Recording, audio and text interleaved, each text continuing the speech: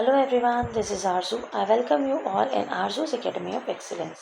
How are you all? I hope you all are doing well. So students, जो आज का हमारा topic है वो जितने भी NVS हैं, KVS हैं, CBSE स्कूल्स हैं, सबके लिए यूज़फुल रहने वाला है क्योंकि आज हम डिस्कस करेंगे 6th क्लास की हिंदी की लर्नर डायरी।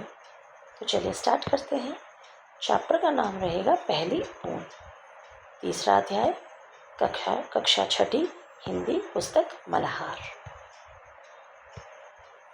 सबसे पहले आप पॉइंट डाल के हेडिंग बनाएंगे कि इस अध्याय से मैंने क्या सीखा।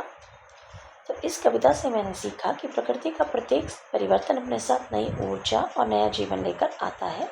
वर्षा की पहली बूंद सूखी धरती को नया जीवन देती है और चारों ओर हरियाली फैल जाती है। मैंने जाना कि प्रकृति का प्रत्येक दृश्य हमें आनंद और प्रेरणा प्रदान करता है। इस कविता ने मुझे पर्यावरण के महत्व और प्रकृति से प्रेम करना सिखाया।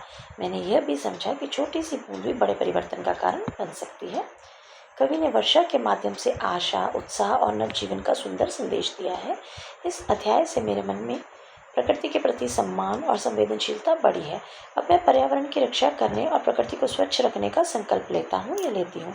लड़कियाँ लेती हूँ लिखेंगे, लड़कियाँ लेता हूँ लिखेंगे, दोनों नहीं लिखने हैं।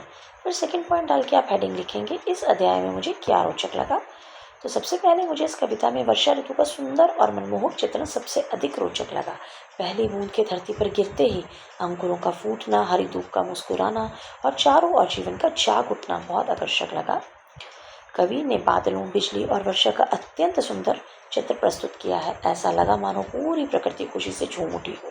कविता में प्रयुक्त उपमाएं और प्रकृति के सजीव चित्र को मेरे मन को बहुत अच्छे लगे। कविता पढ़ते समय ऐसा अनुभव हुआ जैसे मैं स्वयं वर्षा का आनंद ले रही हूँ या ले रहा हूँ। इस अध्याय ने मुझे प्रकृति को ध्यान से देखने और उसकी सुंदरता को महसूस करने की प्रेरणा दी। इसलिए यह कविता मुझे बहुत आनंददायक और यादगार लगी।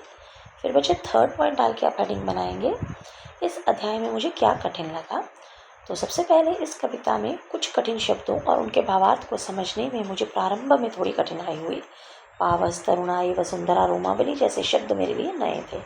कविता में प्रयुक्त अलंकारिक भाषा और कल्पनात्मक चित्रों को समझने के लिए मुझे अध्यापक की सहायता लेनी पड़ी।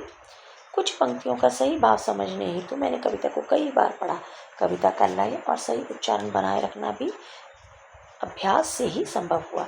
कठिन शब्दों के अर्थ लिखने और उनका प्रयोग करने से भी मेरी समझ में सुधार हुआ है।